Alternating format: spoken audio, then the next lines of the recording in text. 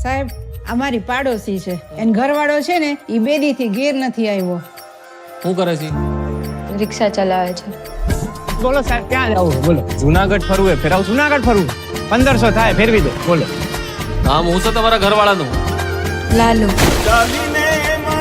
જો આ હે ને ડામો કુંડ તમારો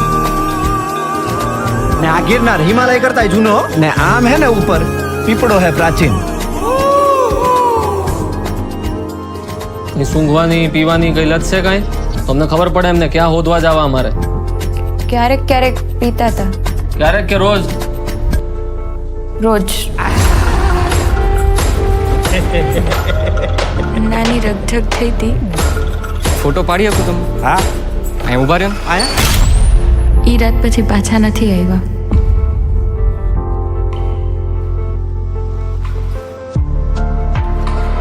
નમસ્કાર.